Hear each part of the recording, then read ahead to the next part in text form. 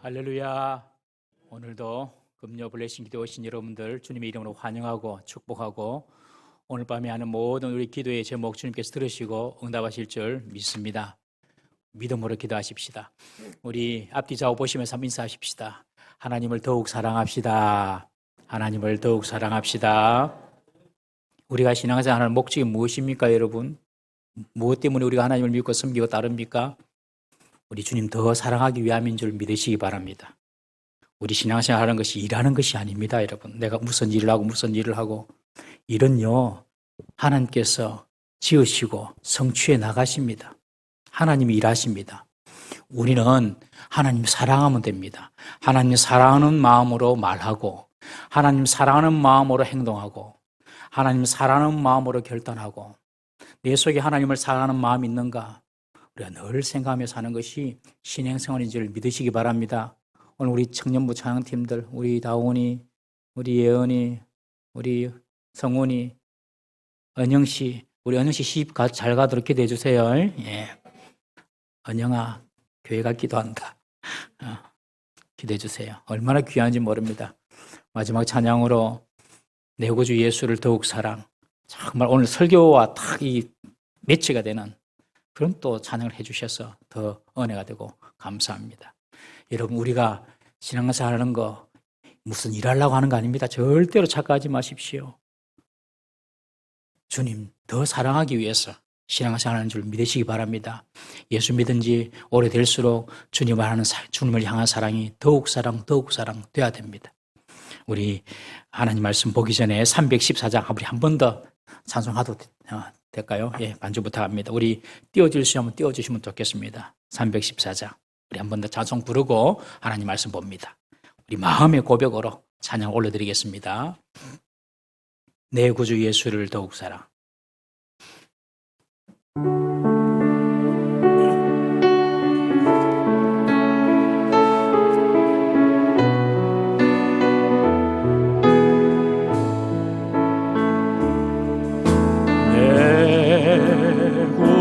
주 예수를 더욱 사랑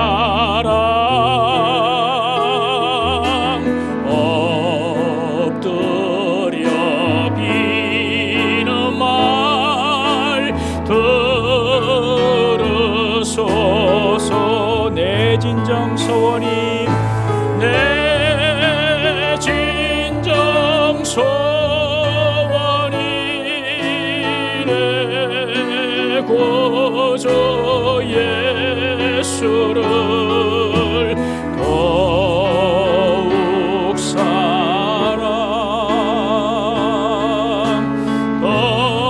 더욱 사랑.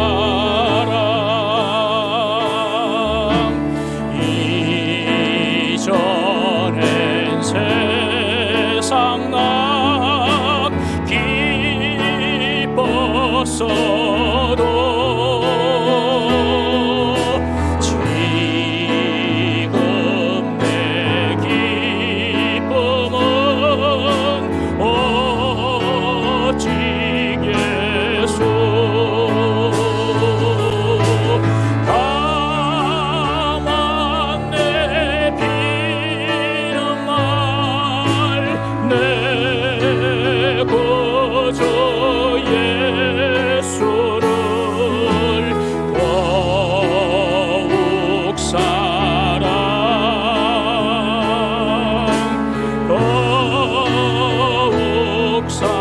세상 떠날 때 찬양하고 이 세상 떠날 때 찬양하고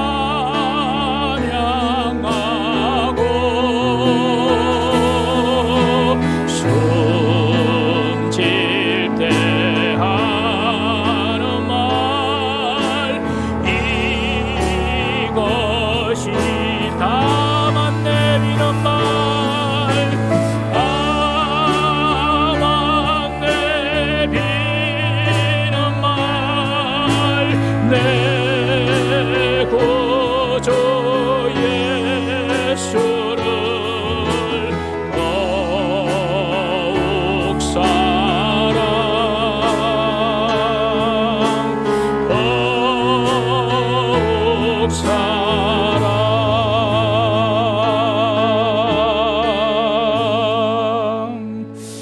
주님만 더욱 사랑하는 성도들로 가득 찬 우리 동무삼육이 되기를 주의 이름으로 축원합니다. 하나님 말씀 봅니다. 오늘은 야고보서 2장 1절에서 13절 말씀 우리 한번 쭉 다 같이 읽고 또 우리 각 절별로 한번 살펴보겠습니다. 야고보서 2장 1절에서 13절 말씀입니다. 함께 교독합니다. 2장 1절 내 형제들아 영광의 주 곧 우리 주 예수 그리스도에 대한 믿음을 너희가 가졌으니 사람을 차별하여 대하지 말라. 만일 너희 회당 위에 금 가락지를 끼고 아름다운 옷을 입은 사람이 들어오고 또 남루한 옷을 입은 가난한 사람이 들어올 때에 너희가 아름다운 옷을 입은 자를 눈여겨보고 말하되 여기 좋은 자리에 앉으소서 하고 또 가난한 자에게 말하되 너는 거기 서 있든지 내 발등상 아래에 앉으라 하면 너희끼리 서로 차별하며 악한 생각으로 판단하는 자가 되는 것이 아니냐. 내 사랑하는 형제들아 들을지어다. 하나님이 세상에서 가난한 자를 택하사 믿음에 부유하게 하시고 또 자기를 사랑하는 자들에게 약속하신 나라를 상속으로 받게 하지 아니하셨느냐. 너희는 도리어 가난한 자를 업신 여겼도다. 부자는 너희를 억압하며 법정으로 끌고 가지 아니하느냐. 그들은 너희에게 대하여 일컫는 바 그 아름다운 이름을 비방하지 아니하느냐. 너희가 만일 성경에 기록된 대로 내 이웃 사랑하기를 내 몸과 같이 하라 하신 최고의 법을 지키면 잘하는 것이거니와 만일 너희가 사람을 차별하여 대하면 죄를 짓는 것이니 율법이 너희를 범법자로 정죄하리라. 누구든지 온 율법을 지키다가 그 하나를 범하면 모두 범한 자가 되나니 간음하지 말라 하시니가 또한 살인하지 말라 하셨은즉 내가 비록 간음하지 아니하여도 살인하면 율법을 범한 자가 되느니라. 너희는 자유의 율법대로 심판받을 자처럼 말도 하고 행하기도 하라. 13절 긍휼을 행하지 아니하는 자에게는 긍휼 없는 심판이 있으리라. 긍휼은 심판을 이기고 자랑하느니라. 아멘. 우리가 지금 야고보서를 계속 보고 있습니다. 복음으로 인한 박해, 그 박해 때문에 흩어져 있는 그리스도인들에게 야고보는 먼저 시험을 잘 참고 잘 견디라. 끝까지 잘 참고 잘 견디라. 그렇게 권면하고 있습니다. 여러분 시험이 있고 어려움이 올 때에 성도는요 잘 참고 잘 견디면 반드시 이김을 믿으시기 바랍니다. 하나님께서 주신 약속입니다. 그래서 야고보는 복음 때문에 찾아오는 그 박해를 당할 때에 너희들은 잘 참고 잘 견디라. 힘이 들지만은 잘 인내하라 라고 권면을 했습니다. 그리고 박해 중에 성도는 더욱 참된 신앙인의 모습을 살아가야 한다고 말하면서 참된 신앙인으로 살아가는 모습이 어떤지를 설명을 하고 있습니다. 지난주에는 본론의 시작으로 대략적으로 참된 신앙인으로 살아가는 것이 어떤 것인지, 즉 복음의 도를 듣기만 듣고 행하지 않는 자가 되지 말라는 것이죠. 복음을 듣는 것에 머물지 말고 복음을 들은 대로 행하는 자가 참된 신앙인이다 라고 그런 말을 했습니다. 특별히 복음의 진리를 자신이 듣고 안다고 해서 스스로 경건하다고 착각하면서 살지 마라. 나는 스스로 좀 경건하다. 나는 지금 잘 믿고 있는 것 같다 라고 그렇게 생각하지 말라는 것입니다. 그것은 착각이라는 것입니다. 그러면서 마치 입에 재갈 풀린 짐승이 돌아다니면서 마음껏 자기 가고 싶은 대로 가는 것처럼 말이나 행동들이 절제되지 아니하고 훈련되지 않은 그런 자들은 절대로 경건한 자가 아니라는 것입니다. 스스로 경건하다고 말만 하고 돌아다니는 그런 자들은 경건한 자가 아니라는 것입니다. 그런 경건은 헛된 경건이다. 이런 사람의 마음에는 늘 자신은 경건하다, 자신은 더 옳다, 자신은 더 우월하다 이런 생각이 가득 차 있습니다. 여러분 이것이 바로 아주 위험한 것입니다. 우리 신앙생활 할 때 우리 마음속에 내가 더 경건하다, 내가 더 옳다, 그래 내가 무슨 말 해야지 뭐가 좀 이렇게 돌아간다. 여러분 그렇게 생각을 하는 것은 착각 중에 착각입니다. 여러분 그런 경건은 헛된 경건이다. 참된 경건이 아니다. 야고보가 딱 지적을 합니다. 야고보는 참된 경건이란 자신의 말이 아니라 자신의 삶으로 나타내는 것이다. 한번 따라합시다. 말이 아니라 삶입니다. 삶에서 나타나는 것입니다. 참된 경건은. 특별히 어려움에 처한 고아와 과부들, 그런 자들 돌보는 것, 그것이 바로 참된 경건이다. 우리 주위에 도움이 필요한 분들이 계시면 여러분들이 마음을 쓰고 돕고 기도하고, 그런 것들이 참된 경건이다. 우리가 구제헌금도 하고 하잖아요. 작은 것이지만 여러분, 그것도 여러분들 하나님 말씀에 의해서 고아와 과부를 돌보는 마음으로 하는 것입니다. 그런 마음으로 하나님 경험해야 하는 것이죠. 그리고 또 그것뿐만 아니라 새 속에서 자기가 물들지 않도록 깨어서 자기를 지키는 것, 그것이 참된 경건이다. 남보고 하는 거 말고 자기 자신을 잘 지켜가는 것, 그것이 참된 경건이라는 것입니다. 참된 경건은 우리가 생각하는 어떤 종교적인 열심 혹은 믿음의 연수 혹은 직분의 정도에 달린 것이 아니라는 것이죠. 얼마나 절제되고 훈련된 말을 하는지, 그리고 얼마나 연약하고 약한 자들에 대한 관심을 가지고 돕는지, 그리고 자기를 새 속에 물들지 않도록 잘 지켜 애쓰고 노력하는지, 그것이 바로 참된 경건한 자의 표지라는 것입니다. 오늘 2장에서도 야고보는 계속해서 진정한 성도의 모습, 성숙한 그리고 참된 경건을 가진 성도의 모습에 대해서 설명을 하고 있습니다. 그리고 좀 더 구체적인 예를 들어서 설명을 합니다. 오늘 2장은요, 1절에서 13절까지 그리고 14절부터 26절까지 이렇게 두 부분으로 나눠지는데, 1절과 13절까지는 진정한 성도의 모습으로서 좀 더 소극적인 그런 권면을 하고 있고, 14절부터 26절까지는 좀 더 적극적인 그런 권면을 하고 있습니다. 오늘은 1절부터 13절까지 좀 소극적인 그런 권면을 한번 살펴보겠습니다. 여러분들, 이 야고보서 우리가 보면서 정말로 참된 경건을 소유한 자, 정말 하나님께서 인정하시는 참된 믿음을 소유한 성도 될 수 있기를 주의 이름으로 축원합니다. 우리 1절 말씀 다시 한번 읽어보겠습니다. 1절입니다. 시작. 내 형제들아, 영광의 주 곧 우리 주 예수 그리스도에 대한 믿음을 너희가 가졌으니 사람을 차별하여 대하지 말라. 먼저 야고보는 교회 안의 성도들 사이에 있는 차별의 문제를 지적합니다. 차별하지 말라는 것입니다. 차별은 사람을 외모로 보고 판단하는 것이죠. 그 사람의 지위나 신분, 그 사람의 능력, 유무에 따라서 사람을 대우하는 것입니다. 차별하지 마라.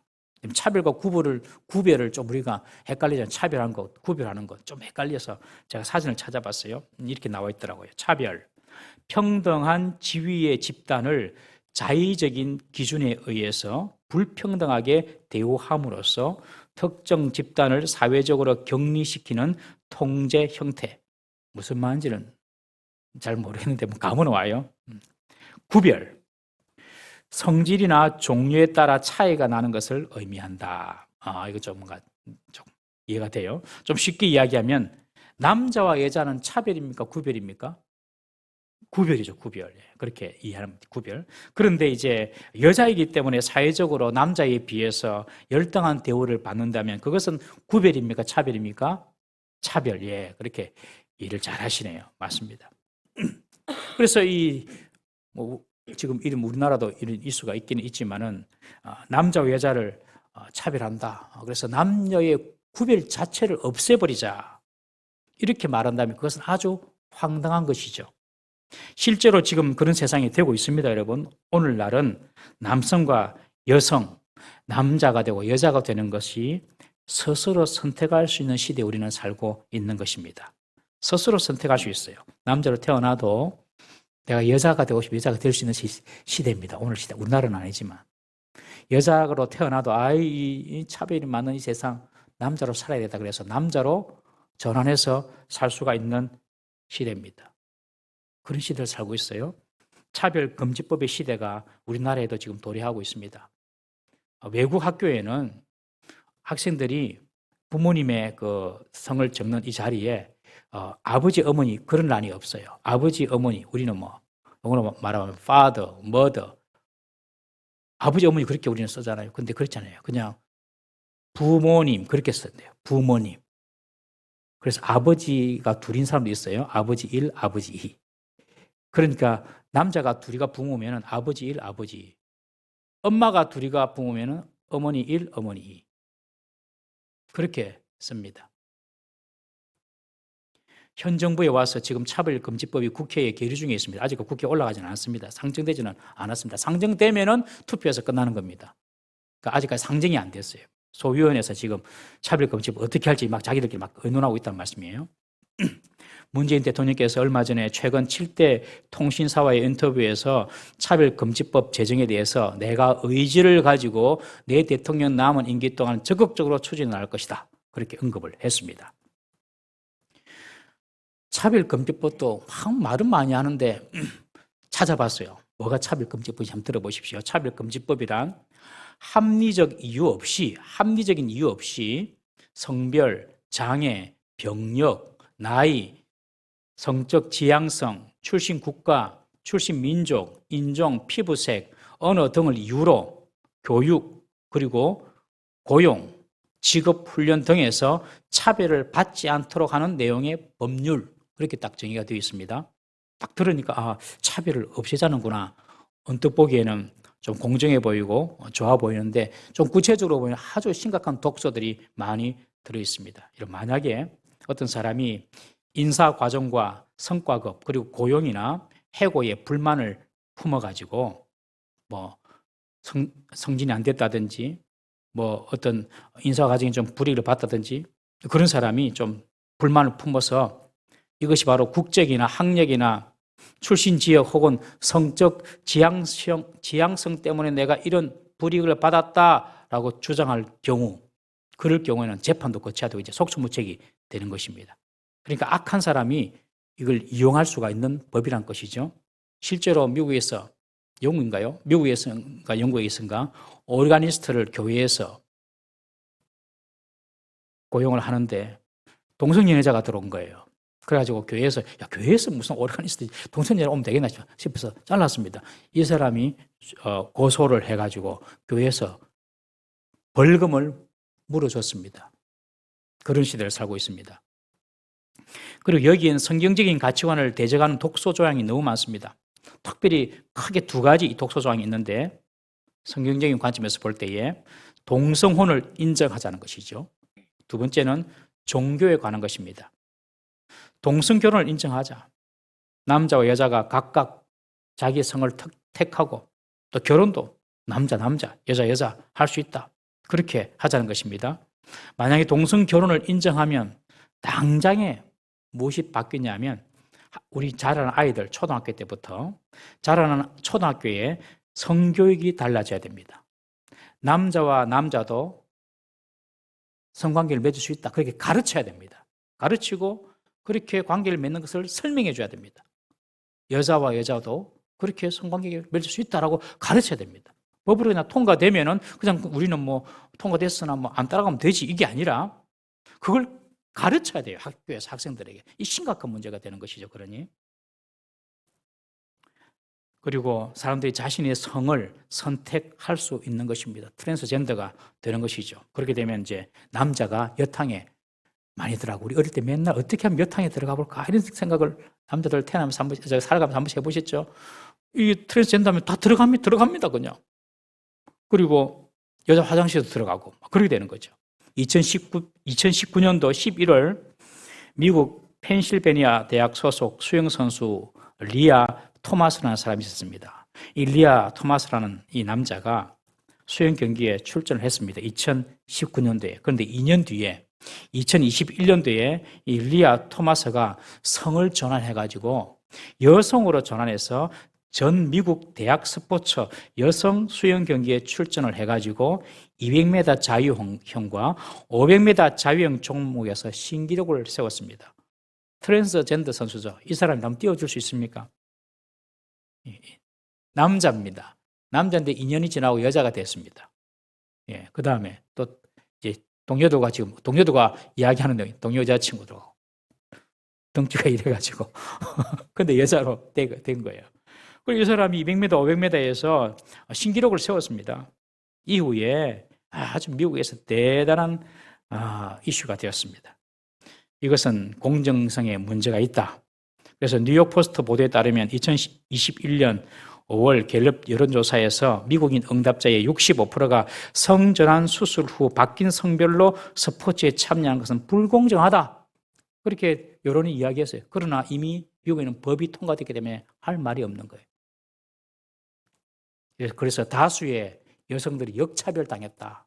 그렇게 말을 한다고 합니다. 그러나 다 지나간 일이죠. 어쩔 수 없는 거죠. 이게 법이 무서운 겁니다. 한번 정해지면 그렇게 되는 것입니다.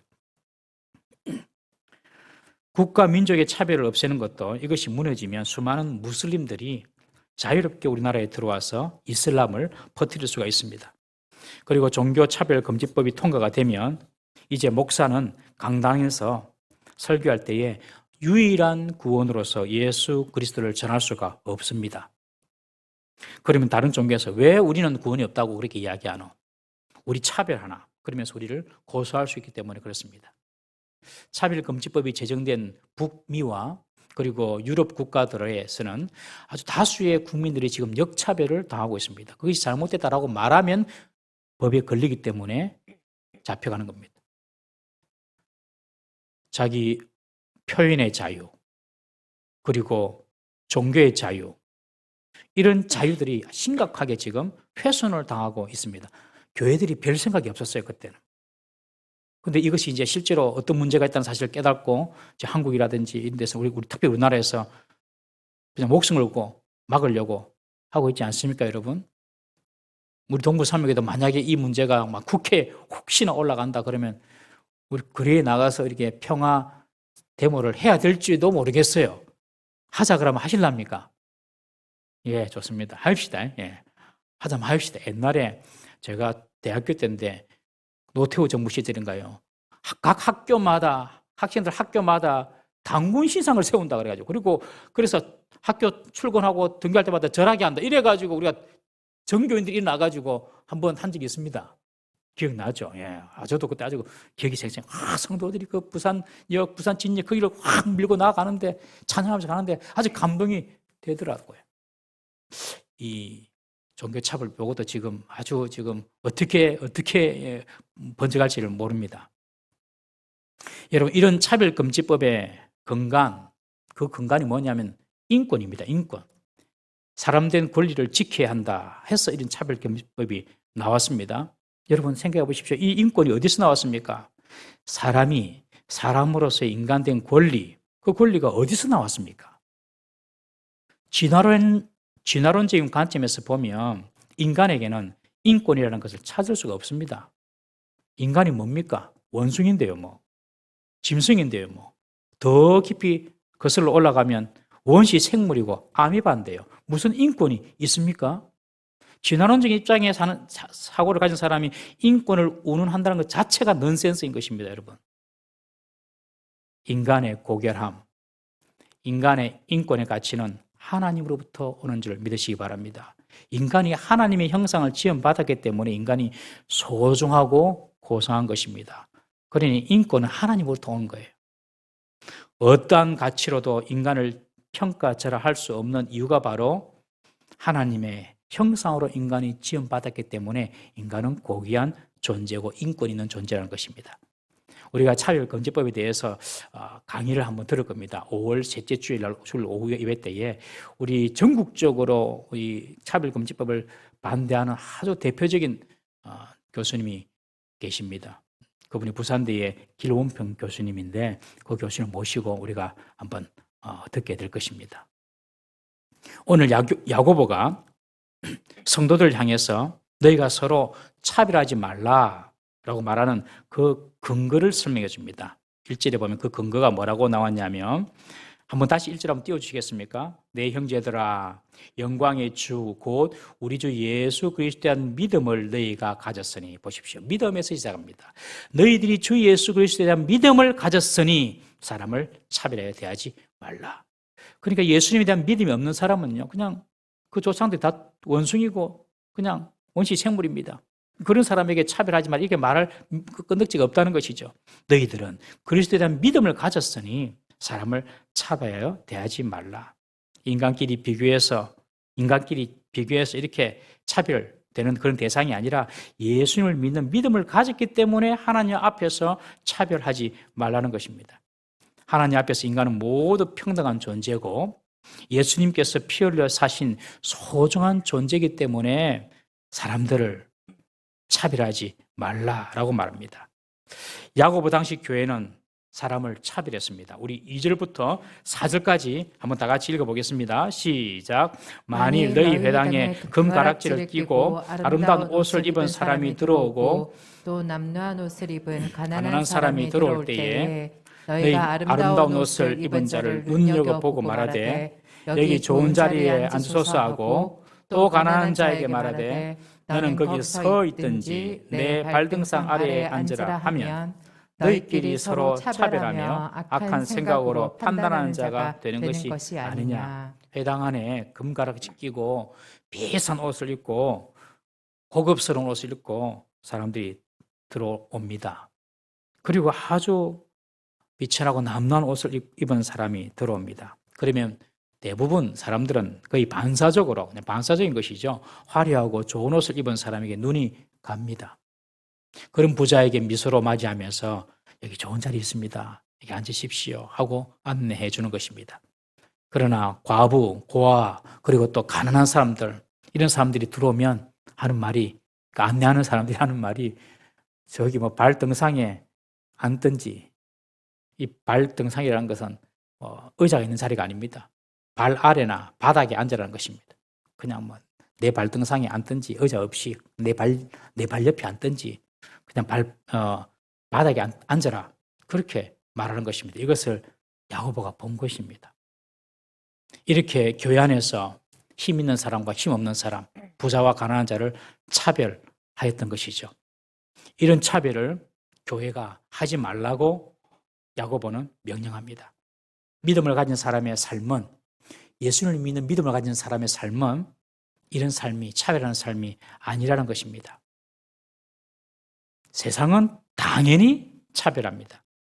이런 백화점에 가시더라도 백화점 매상을 높여주는 VIP 고객은요, 자동차도 직원이 직접 발레 파킹해 줍니다.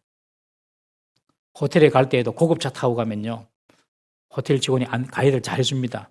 근데 평범한 차를 타고 가면 그냥 대충 알아서 주차해라. 그런 눈치입니다. 쇼핑하러 갈 때도 여러분들 들으십시오. 아무 옷이나 입고 가면 안 됩니다. 집에서 제일 좋은 옷 입고 가야 됩니다. 제일 비싼 옷. 그래야지 쇼핑 점원들이 이렇게 좀 이렇게 대우해 줍니다. 자기 매장에서 나오는 옷보다 싼 옷 입고 오다면 점원들 태도가 시큰둥합니다. 초등학교에서도 서로 차별을 하더라고요. 오래된 이야기지만 제 군에 있을 때에 아버지가 계급이 높은 아이들은 계급이 낮은 아이들과 안 놉니다. 군대에서 이야기입니다. 요즘 학교, 초등학교도요. 요즘 아이들도 자기들끼리 얼마나 차별하는지 모릅니다. 이래가 어느 하루 아빠 이럴 때 손 들어야 돼, 손 안 들어야 돼. 그래. 뭔데? 어떤 아이가 자기 반 앞에 아이들 불러놓고 30평 이상 사는 사람 손 들어봐! 그랬답니다. 야, 그런데 손을 드나 네가. 나 그래서 손 안 들었어. 그러더라고요. 수도권 아이들은 아파트 브랜드 명으로 친구 대화명에 내 친구가 어느 아파트에 사는지를 적는답니다. 그 친구 대화명에. 작년에 이래가 방학을 마치고 학교를 갔다 왔는데 제게 이런 말이에요. 아빠, 우리는 언제 해외에 가봐? 그러는 거예요. 왜? 친구들이 방학 마치고 나면 나는 이번에 필리핀 갔다 왔다. 나는 이번에 뉴질랜드 갔다 왔다. 나는 호주 갔다 왔다. 그렇게 이야기한다. 지같이 해외를 나가지 못한 아이들은 찌그러져 있는데 말도 못하고 우리는 언제, 찌그러진다는 표현은 제 표현입니다. 지금 아무 말도 못하고 있는 거예요. 아빠, 우리는 언제 해외 한번 나가봐. 야, 그런 거 자랑하고 사는 너가 친구들 그러나. 그러니까 너가 유치하고 초등하다 뜻이다. 우리 예수 믿는 사람은 그런 거 자랑하는 사람이 아니다. 우리는 오직 예수님만 자랑한다. 예수님만. 그렇다고, 야, 그러고 니도 해외에 안 간 게 아니다. 갔다 왔다 이가. 우리 언제? 제주도 해외다. 그거 외국에서도 그냥 오고 싶어 하는 그런 로망이 되는 아일랜드다. 제주 아일랜드. 이리랑 이래 놉니다. 여자아이들이 그래요, 여러분. 이게 세상입니다. 자기보다 못하다 싶으면 다 아래로 보고 차별합니다. 여러분, 그러나 교회는 절대로 그래서는 안 될 줄로 믿습니다. 야고보가 볼 때 그 당시 교회가 그래 했다는 것이죠. 여러분, 솔직하게 한번 여쭤볼게요. 솔직하게. 좀 솔직해집시다. 교회에 옷 잘 입고 오는 사람 오면 좋습니까? 오늘 야고보 시대처럼 남루하고 보잘것없이 오는 사람이 좋습니까? 어떤 사람이 오늘 좋습니까? 뭐라고요, 성훈이? 뭐라고 해? 옷 잘 입는 사람이 좋습니까? 우리 훈이가 옷을 잘 입습니다. 베스트 드렸습니다. 솔직하게 그런 말 하시네. 여러분들도 그러세요? 그런 사람도 있고, 목사님 그런 걸 지금 질문이라고 합니까? 이런 표정으로 보는 사람도 있고. 조금 다르게 질문해 볼게요. 우리 교회 11조 많이 하는 사람이 오면 좋겠습니까? 11조 적게 하는 사람이 오면 좋겠습니까? 예. 엄장로님 뭐라고 해? 다 좋습니다. 예. 다 오십시오. 오라 아무나 오라. 제 마음. 우리 시찰에 있는 교회인데 한 달에 11조를 1억 한답니다. 어떤 장로님이 1억. 제가 그 이야기 듣고 참 억수로 부러웠어요. 우리 교회도 1억 하는 장로님이 나오시기를, 성도님 나올 수 있기를 주 이름으로 축복합니다. 우리 온 사람들은, 이 안에 있는 사람들은 우리가 위해서 그렇게 기도하는 건 좋지요. 맞습니다. 그래 해야죠, 여러분들. 믿음을 크게 가지시고 마음껏 하나님의 교회를 위해 섬길 수 있도록 하나님 내게 불을 부어주십시오. 그런 기도 해야 됩니다, 여러분. 그렇지만 가난한 사람이 들어오면 좀 거부하고 이런 분위기, 그렇게 되면은 그것은 바로 이 야고보 시대의 교회랑 똑같습니다. 그렇죠? 차별하는 것이죠. 어제 어떤 집사님으로 전화를 받았습니다. 목사님, VIP를 전도하는데 내가 만나는 분이 계시는데 나이가 들었습니다. 70 몇 세입니다. 병이 들었습니다. 목사님, 그래도 전도해야 됩니까? 어제 전화 받았습니다. 그런 분 교회 모시고 오면 사람들이 뭘 안 하겠습니까? 집사님, 전혀 그런 생각하지 마십시오. 우리 교회 누가 그럽니까? 누가? 아무도 그런 사람 없습니다. 본인이 그냥 전도를 하고 싶은데 하나님께서 붙여준 사람 같고 우리 기대해보면 나오잖아요. 그런데 뭐 힘도 없고 병든 이런 분인데 그런 질문을 제가 하신 제가 마음이 참 섭섭했어요. 야, 우리 한국 교회가 그런 눈치를 봐야 되는구나, 사람 전도하면서. 이전에 어떤 교회에서 섬길 때에 교회 총동원 전도 주일이 됐는데 어떤 고사님이 제게 잘 오면서 하시는 말씀이, 목사님, 큰 물고기가 왔어요. 큰 물고기. 아직까지도 기억납니다. 큰 물고기가 왔어요. 큰 물고기. 예? 그게 뭔 말입니까? 아이, 목사님, 큰 물고기가 왔다. 큰 피임이 말고 큰 물고기가 왔다고요. 알고 보니까 동네 유지가 왔더라고요. 동네 유지가. 여러분, 하나님 앞에서 영혼의 무게가 다 같은 줄 믿으시기 바랍니다. 절대로 우리 성도님들은 외적인 부분을 가지고 사람을 평가하고 판단하지 마시기를 바랍니다. 우리 동부 삼일교회는 그런 가오가 있는 교회입니다. 할렐루야. 우리 교회는 그런 교회입니다. 남루한 옷을 입고 부족한 모습을 오더라도 귀하게 보시고 저 귀한 자리에 앉으시라고 말씀드릴 수 있고, 사람의 외모나 그 사람의 능력이나 이런 것을 보고 사람을 절대로 마음으로 판단하지 않는 교회, 저는 우리 동부 삼일교회인 줄로 믿습니다. 그래야 됩니다, 여러분. 그게 교회입니다, 교회. 야고보는 교회를 차별하는 자가 어떤 자인지를 설명해 줍니다. 4절부터 9절 말씀 한번 보겠습니다. 4절부터 9절 시작. 너희끼리 서로 차별하며 악한 생각으로 판단하는 자가 되는 것이 아니냐. 내 사랑하는 형제들아, 들을지어다. 하나님이 세상에서 가난한 자를 택하사 믿음에 부유하게 하시고 또 자기를 사랑하는 자들에게 약속하신 나라를 상속으로 받게 하지 아니하셨느냐. 너희는 도리어 가난한 자를 업신여겼도다. 부자는 너희를 억압하며 법정으로 끌고 가지 아니하느냐. 그들은 너희에게 대하여 일컫는 바 그 아름다운 이름을 비방하지 아니하느냐. 너희가 만일 성경에 기록된 대로 내 이웃 사랑하기를 내 몸과 같이 하라 하신 최고의 법을 지키면 잘하는 것이거니와 만일 너희가 사람을 차별하여 대하면 죄를 짓는 것이니 율법이 너희를 범법자로 정죄하리라. 사람을 외모로 보는 자들을 오늘 야고보는 뭐라고 이야기하면 첫 번째 4절에 보면 너희가 악한 생각을 가졌다라고 이야기합니다. 악한 생각. 너희가 악한 생각을 가졌다. 그것은 사람을 차별하는 것은 악한 생각이다. 악한 생각이라는 것은 바로 사람을 대할 때에 자기의 이기적인 욕심을 채우려는 목적으로 사람을 차별하는 것을 의미합니다. 내게 도움이 될 만한 사람이니까 그렇지 못한 사람과 차별한다는 것이죠. 부유하고 힘 있는 사람을 통해서 내가 뭔가 얻을 수 있기를 기대하면서 잘해주는 것입니다. 그리고 가난하고 힘없는 사람은 나한테 아무것도 해줄 것이 없으니까 그냥 그 사람들을 멀뚱멀뚱 보는 것입니다. 이것이 바로 차별이고 이것이 바로 악한 생각이라는 것입니다. 악한 생각이다. 차별하는 마음은 악한 생각이다. 야고보는 계속해서 이야기합니다. 오히려 부자들이 너희를 억압하면서 법정으로 끌고 가지 않느냐 그렇게 말을 합니다. 그 당시 부자들은 다 그렇지는 않지만 아주 무정한 그런 강팍한 그런 악한 부자들이 있었습니다. 그런 부자들은 힘과 돈이 있어서 채무자들이 빚을 갚지 않으면 법정으로 끌고 가 무자비하게 다루곤 했습니다. 이런 부자들은 그 아름다운 이름을 비방하는 자다라고 그렇게 말을 합니다. 그 아름다운 이름이란 바로 그리스도인이라는 이름입니다. 그리스도인. 그리스도인이라는 그 아름다운 이름을 그 부자들이 비방하지 않느냐. 즉 부자인 성도들이 가난한 성도들을 차별하고 멸시함으로 그리스도인이라는 그 아름다운 이름이 비방거리가 된다는 것입니다. 무식하고 가난하다고 성도가 성도를 차별하고 멸시하는 것, 그것은 바로 구원의 은혜와 십자가의 가치를 천박하고 무가치하게 만드는 것이라는 것입니다. 여러분, 우리가 예수 믿어서 얻는 이 구원이 얼마나 큰 특권이고 축복입니까?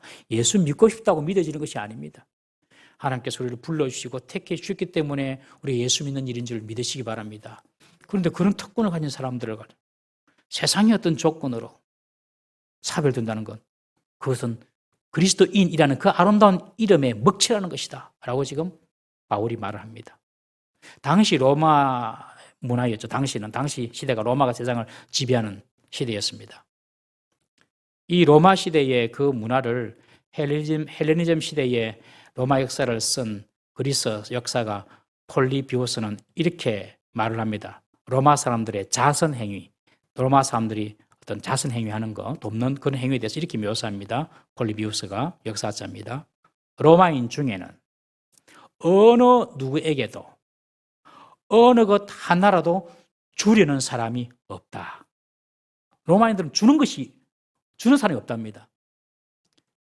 로마인들은 가난한 자를 도와줘야 한다는 생각을 아예 갖지 않고 있다. 그런데 백부장 고넬료를 보십시오. 얼마나 구제에 힘을 썼습니까? 그렇죠? 지배국의 장교로서 그 유대인들을 위하여 회당도 지어주고, 그러니까 그 사람이 특별한 사람이에요. 아주 특별한 사람. 지난주 살펴봤죠. 구제와 기도, 하나님께 상달되었다라고 말하지 않습니까?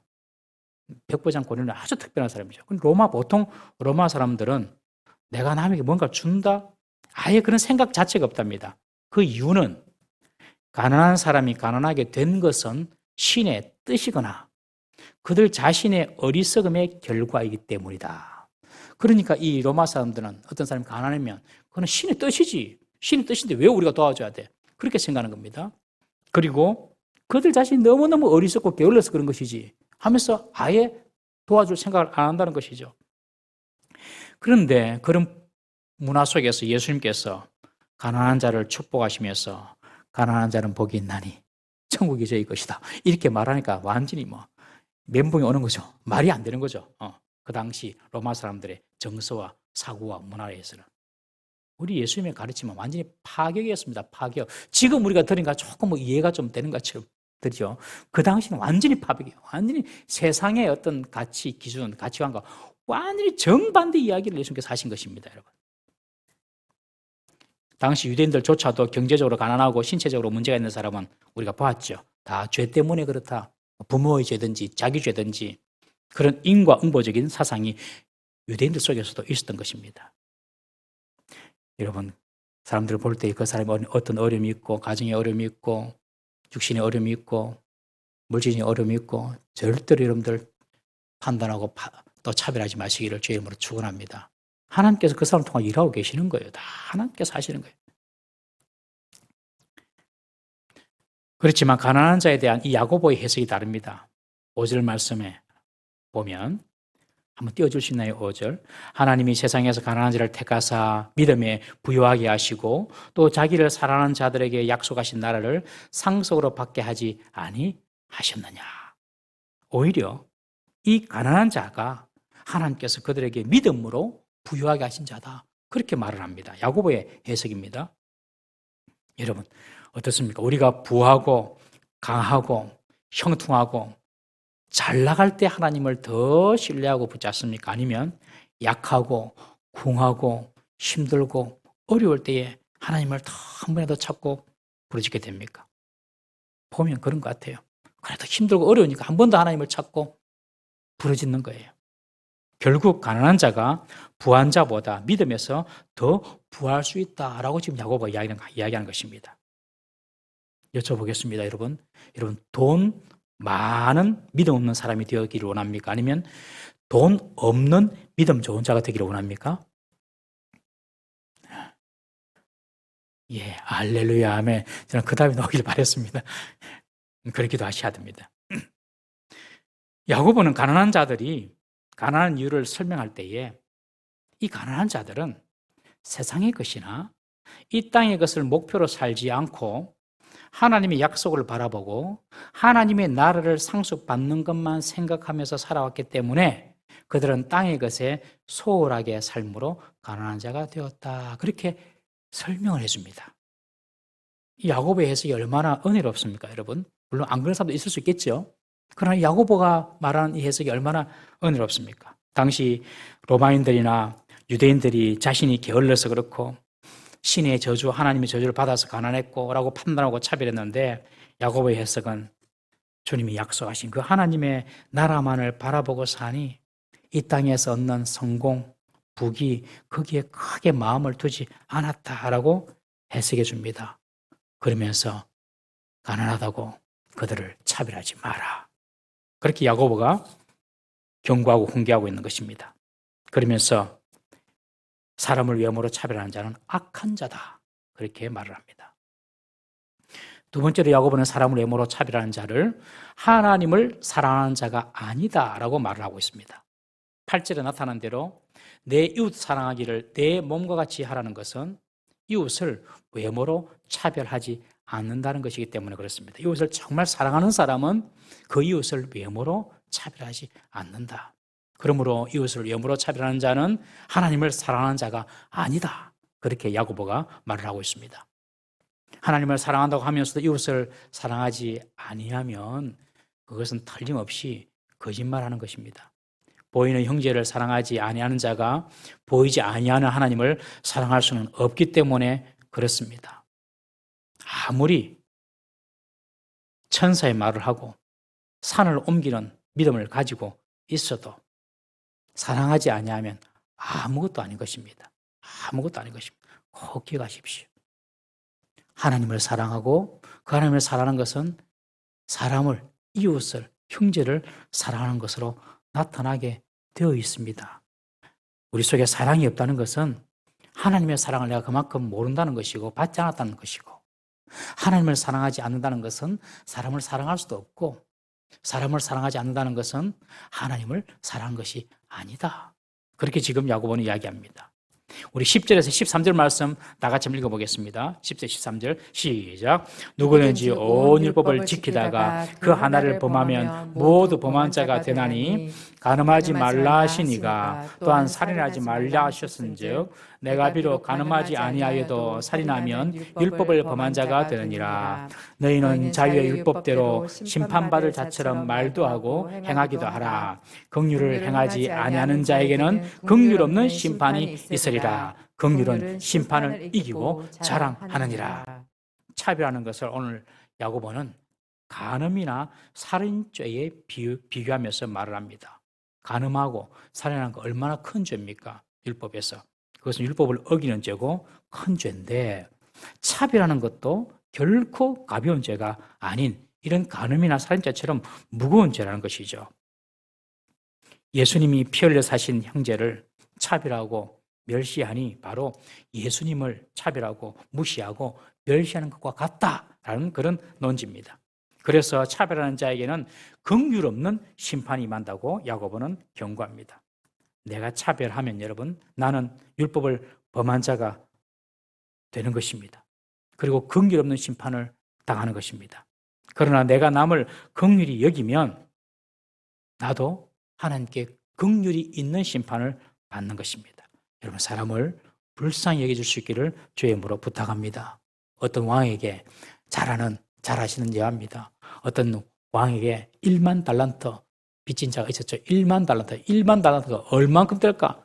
생각해 보니까 여러분 1달란트가 6,001 노동에서 얻을 돈이 1달란트랍니다. 1달란트. 6,001. 20년 이상이죠. 6,001. 하루 일해서 10만 원 치면은 1만 달란트면 6천만 일을 일해서 얻을 수 있는 돈이고 하루 품삯을 10만 원 잡으면 6조 원입니다. 6조 원. 6조 원을 빚진 종이 있었어요. 왕이 부릅니다. 너 왜 이렇게 갚지 못하냐?